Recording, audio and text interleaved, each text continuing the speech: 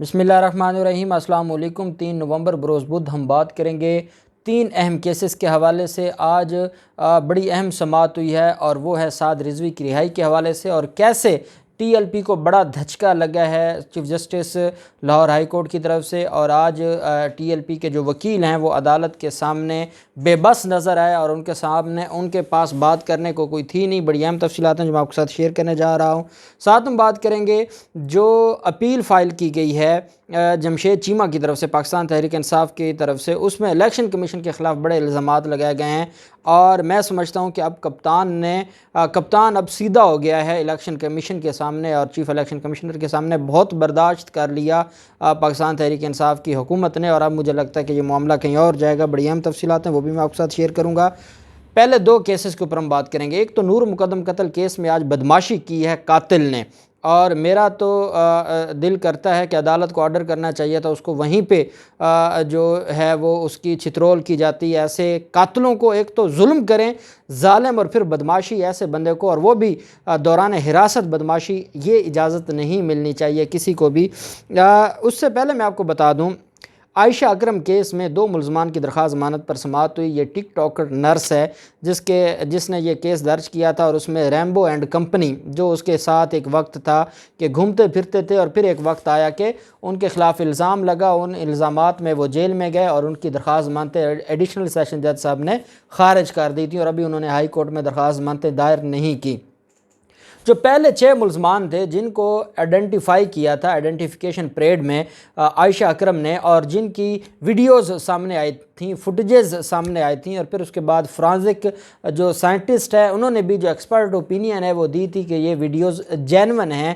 وہ جو لوگ تھے ان کو یہ لگا تھا کہ شاید جو اصل ملزمان ہیں جو ریمبو اینڈ کمپنی، ان کے گرفتار ہونے کے بعد ہمیں عدالتیں ریلیف دے دیں گی، اور ہمیں عدالتوں سے ریلیف مل جائے گا، اور ہم کہیں گے کہ یہ تو پری پلان تھا، جو کچھ بھی تھا تو ہمیں چھوڑا جائے۔ تو عدالت میں جب آج 2 ملزمان کی درخواست ضمانت پر سماعت ہوئی، ایک اسد عظمت اور ایک آصف عظیم کی حد تک تو کیس کو اڈجن کر دیا گیا ہے، اور عدالت نے ان کے وکیل کو بحث کرنے کا موقع دیا ہے۔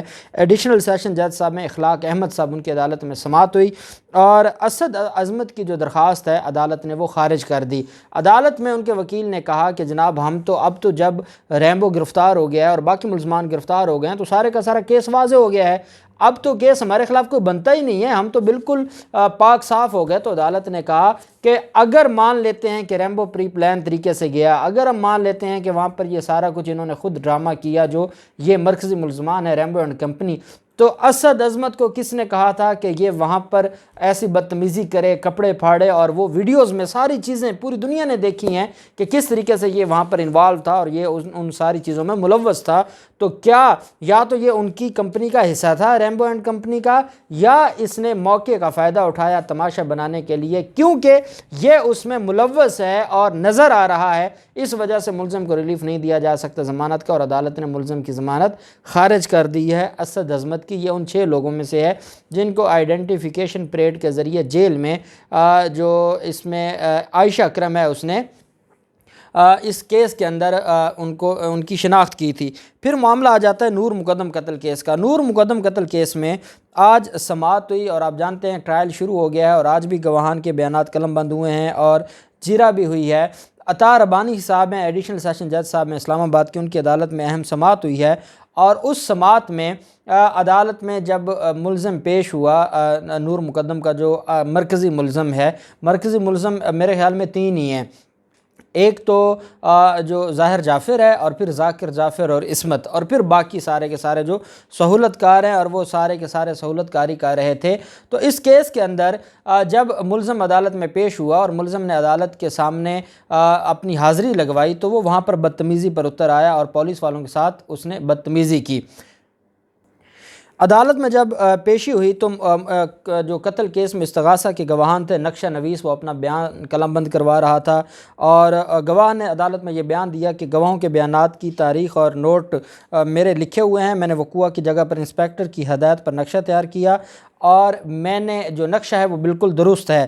اب وہ یہ عدالت میں جب اپنی ایویڈنس ریکارڈ کروا رہا تھا، عدالت کے باہر کمرہ عدالت کے باہر سیکیورٹی بھی تھی، تو مرکزی ملزم ظاہر جعفر نے عدالت میں کہا کہ میں نے کورٹ میں ایک بات کرنی ہے۔ پولیس نے ملزم ظاہر جعفر کو عدالت کے دروازے کے پاس کھڑا کر دیا۔ پردے کے پیچھے جو ملزم ظاہر جعفر ہے وہ کمرہ عدالت میں بولنے لگا۔ جو جج ہیں ایڈیشنل سیشن جج صاحب عطا ربانی صاحب، انہوں نے کہا کہ ملزم ڈرامے بازی کر رہا ہے، اسے لے جائیں، عدالت سے باہر ہے، یہ دفع ہو جائے۔ کمرہ عدالت سے نکلنے پر ملزم ظاہر جعفر نے پولیس انسپیکٹر کا گربان پکڑ لیا۔ پولیس مرکزی ملزم ظاہر جعفر کو اٹھا کر بخشی تھانے میں لے گئی۔ ملزم ظاہر جعفر کمرہ عدالت میں حمزہ حمزہ پکارتا رہا، اور جب اس نے بدمعاشی کی اور جب وہ سارے معاملات کو دیکھ رہے تھے تو پھر جو عدالت ہے، پھر عدالت نے جو مرکزی ملزم ہیں کہ اس کی والدہ عصمت آدم جی کو ٹہرے میں طلب کیا۔ عدالت نے ریمارکس دیتے ہوئے کہا کہ آپ اپنے بچے کو سمجھائیں، وہ کمرہ عدالت میں کیا کرتا رہا ہے، جس پر ملزم کی والدہ نے کہا آپ کو معلوم ہے اس کی کیا حالت ہے۔ ملزمہ کے وکیل اسد جمال نے کہا ہم اس کا علاج کر لیتے ہیں اور علاج کی اجازت دی جائے۔ عدالت نے کہا کہ ملزم کو سمجھائیں۔ بعد ازاں عدالت نے ڈاکٹر کرائم سین انچارج اور 2 برآمدگی کے گواہان کو طلب کرتے ہوئے مقدمے کی سماعت مزید جو سماعت ہے وہ 10 نومبر تک ملتوی کر دی۔ اور عدالت میں یہ جو آج کی کارروائی ہے یہ کیوں کرتا ہے ظاہر جعفر، وہاں پر یہ سارا کچھ کیوں کرتا ہے؟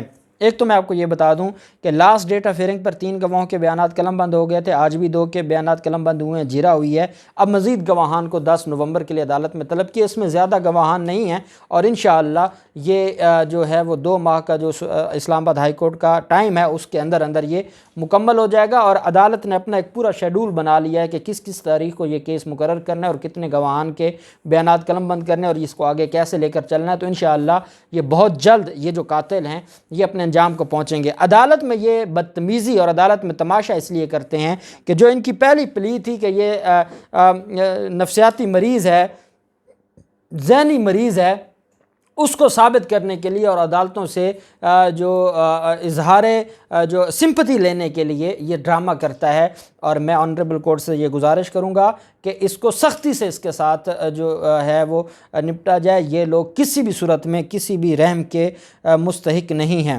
پھر معاملہ آ جاتا ہے نظر بندی کیس کا۔ عدالت میں آج چیف جسٹس جو قاسم خان صاحب ہیں ان کی سربراہی میں 2 رکنی بینچ نے سماعت کی۔ جسٹس طارق سلیم شیخ صاحب اس بینچ کا حصہ تھے۔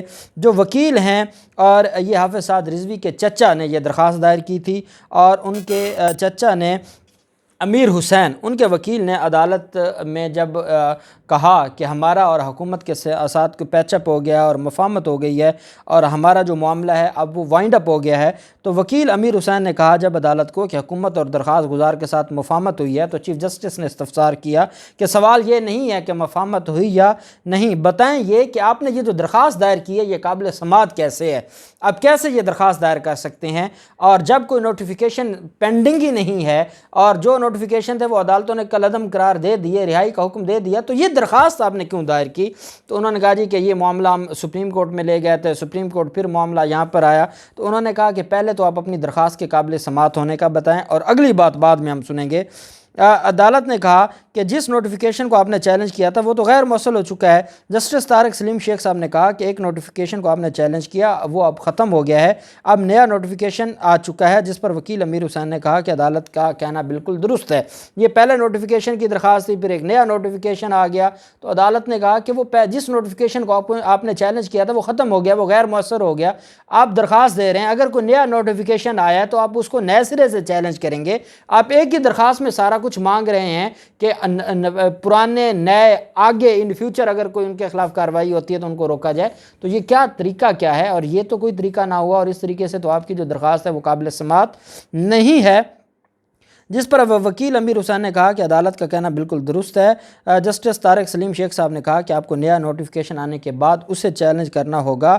وکیل امیر حسین نے کہا کہ ابھی تک کوئی نیا آرڈر موجود نہیں ہے، 1 یا 2 دن کا ہمیں وقت دے دیں، میں درخواست واپس لے لوں گا، جس پر chief justice Lahore high court نے ریمارکس دیتے ہوئے کہا کہ تو آپ یہ درخواست ابھی واپس لے لیں، کیوں عدالت کا ٹائم ضائع کر رہے ہیں؟ جسٹس طارق سلیم شیخ صاحب نے کہا کہ حکومت کے ساتھ اگر درخواست گزار کی کوئی مفاہمت ہوئی ہے تو اس کا اس درخواست کے ساتھ کوئی تعلق نہیں ہے۔ Chief justice Lahore high court نے ریمارکس دیتے ہوئے کہا کہ اب آپ اس درخواست کے قابل سماعت ہونے سے متعلق پہلے عدالت کو مطمئن کریں، کیونکہ اس وقت تک آپ عدالت کو مطمئن نہیں کر سکے۔ جسٹس طارق سلیم شیخ صاحب نے کہا کہ عدالتیں کسی اکیڈمک سیشن میں نہیں جاتیں، عدالتیں قانونی نقطے پر فیصلہ کرتی ہیں۔ وکیل امیر حسین نے کہا کہ جو درخواست کے قابل سماعت ہونے سے متعلق دلائل کے لیے مجھے وقت دیا جائے، اور انہوں نے مہلت طلب کی۔ اگر میں عدالت کو مطمئن نہ کر سکا تو میں اپنی درخواست واپس لے لوں گا، یہ کہہ کر انہوں نے عدالت سے کل تک کا ٹائم لیا ہے۔ اب کل دوبارہ سماعت ہوگی، اور یہ معاملہ یہاں پر لٹکا ہوا ہے، ادھر سعد رضوی کی رہائی کا معاملہ ہے، اور اگر chief justice Lahore high court ان کی درخواست اگر واپس بھی لے لیتے ہیں اور خارج ہو جاتی ہے، اس کے بعد اس کا کیا قانونی جو ہے وہ سٹیج ہوگی اور اس کی کیا قانونی پیچیدگیاں ہوں گی جس کا سامنا کرنا پڑے گا ٹی ایل پی کو، تو یہ بڑی اہم، اور میں سمجھتا ہوں کہ پہلے بھی میں نے آپ کو بتایا تھا کہ ٹی ایل پی کے جو قانونی ٹیم ہے شاید وہ اس طرح سے تیار ہو کر عدالتوں میں نہیں جا رہی کہ جس کی وجہ سے ان کو کوئی ریلیف مل سکے فوراً۔ مسئلہ آ جاتا ہے مسرت چیمہ اور جمشید چیمہ کا۔ دونوں کو آپ جانتے ہیں NA 133 کے امیدوار ہیں پاکستان تحریک انصاف کے۔ دونوں کے کاغذات نامزدگی مسترد ہو گئے تھے۔ دونوں نے عدالت میں اپیل دائر کی ہے لاہور ہائی کورٹ میں، جس کے اوپر سماعت اب کل ہوگی۔ اب اس اپیل میں جو پلی لی گئی ہے وہ بڑی ویلڈ ہے، اور اس میں الیکشن کمیشن کے حوالے سے جو چیزیں کہی گئی ہیں وہ اس سے پہلے میں آپ کو بتاؤں کہ جو یہ درخواستیں دائر کی گئی ہیں مبین الدین قاضی اور رانا عبدالشکور ایڈوکیٹ صاحب ہیں، ان کی وساطت سے یہ دو درخواستیں دائر کی گئی ہیں، جس میں ڈسٹرکٹ ریٹرننگ آفیسر NA 133 اس کو پارٹی بنایا گیا ہے، شائستہ پرویز ملک اور اعتراض کرنے والے امیدوار کو فریق بنایا گیا ہے۔ اپیل میں موقف اختیار کیا گیا ہے کہ کاغذات نامزدگی قانون کے مطابق درست ہیں۔ ریٹرننگ افسر نے تجویز کنندہ بلال حسین کا حلقہ NA 133 میں نام نہ ہونے کی بنیاد پر کاغذات مسترد کیے۔ تجویز کنندہ اور اس کی فیملی کا تعلق حلقہ NA 133 سے ہی ہے۔ تجویز کنندہ کا شناختی کارڈ ڈومیسائل کے مطابق اسی حلقہ کا ہے۔ UC چیئرمین کا سرٹیفکیٹ موجود ہے، اور وہ بھی اس بات کی تصدیق کرتے ہیں کہ یہ اسی حلقہ کا رہنے والا ہے۔ امیدوار کے تجویز کنندہ کے لیے اس حلقہ کی کسی وارڈ یا مردم شماری کے شماریاتی کوڈ نمبر کا ہونا لازم ہے۔ اپیل میں یہ موقف اختیار کیا گیا کہ ووٹرز لسٹ میں تجویز کنندہ اسی حلقہ کا رہائشی ہے، لیکن مردم شماری کے شماریاتی کوڈ میں نام نہیں ہے۔ ووٹرز لسٹ کے مطابق مردم شماری کے شماریاتی کوڈ میں نام نہ آنا الیکشن کمیشن کی نااہلی ہے۔ الیکشن ایکٹ 2017 کے تحت تجویز کنندہ کا امیدوار کے حلقے سے ہونا ضروری نہیں ہے۔ سپریم کورٹ نے کئی فیصلے دیے ہیں جس میں دوسرے حلقہ کے ووٹر کو الیکشن لڑنے کی اگر اجازت ہے، جیسے عمران خان نے مختلف حلقوں سے الیکشن لڑا، جیسے نواز شریف نے الیکشن لڑے تھے، جیسے شہباز شریف نے مختلف حلقوں سے الیکشن لڑے، تو اگر ایک شخص جو کینڈیڈیٹ ہے وہ الیکشن لڑ سکتا ہے تو وہ دوسرا معاملہ کیوں نہیں کر سکتا؟ وہ جو تجویز کنندہ ہے وہ اگر دوسرے حلقے سے ہے تو کون سی قیامت آ گئی ہے؟ اگر ایک کینڈیڈیٹ ایک حلقے سے ہے اور اس کا دوسرے حلقے میں وہ الیکشن لڑتا ہے اور وہ الیکشن لڑ سکتا ہے، تو پھر تجویز کنندہ کی بنیاد پر آپ امیدوار کو فارغ کر رہے ہیں یا اس کو مسترد کر رہے ہیں اس کے کاغذات نامزدگی، اور ساتھ یہ کہا ہے کہ الیکشن کمیشن نے یہ تبدیلی کی ہے، یہ بندہ یہیں کا رہنے والا تھا، سارے ڈاکومنٹس یہ بتاتے ہیں کہ یہ یہیں کا رہنے والا تھا۔ اگر لسٹوں میں یا فہرستوں میں کوئی تبدیلی ہوئی ہے تو وہ الیکشن کمیشن کی یا نااہلی ہے یا بدنیتی ہے، اور اس کو عدالت دیکھے گی۔ اس پر میں سمجھتا ہوں کہ جو معاملہ ہے اب وہ دو بدو لڑائی شروع ہو گئی ہے، اور حکومت نے اب کھل کر الیکشن کمیشن کی بدنیتی پر اور الیکشن کمیشن کے کردار پر سوالات اٹھانا شروع کر دیا لیگل فورمز پر۔ اب دیکھتے ہیں کیا ہوتا ہے، جو بھی تفصیلات ہوں گی آپ کے ساتھ شیئر کرتے رہیں گے۔ اللہ پاک پاکستان کا حامی و ناصر ہو۔ بہت شکریہ۔ اللہ حافظ۔ پاکستان زندہ باد۔